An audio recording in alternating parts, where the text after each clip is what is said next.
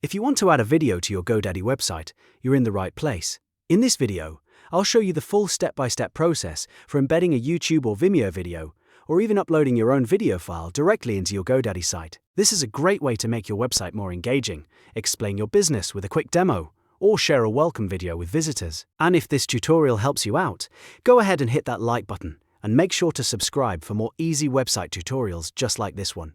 Alright, let's jump in. First, go to your GoDaddy product page and scroll down until you find Websites plus Marketing. Next to your website, click Manage. This will take you into the area where you can edit your site and make changes.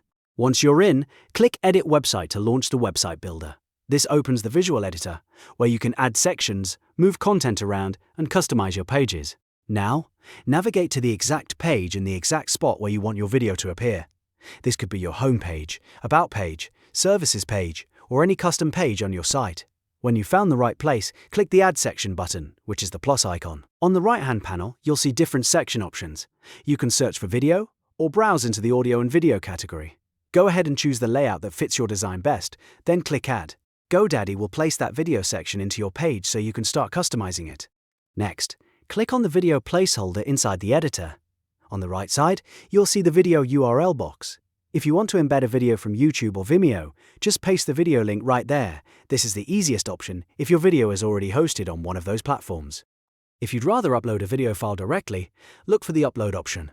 From there, you can select a video from your computer and upload it into your GoDaddy media library. In some cases, you may also see options to select or create a video, depending on the tools available in your account. This is a useful choice if you want to keep the video hosted inside GoDaddy instead of linking to an external platform. After that, take a moment to customize the title and video description. These details help your visitors understand what the video is about, and they can also make the section look more polished and professional.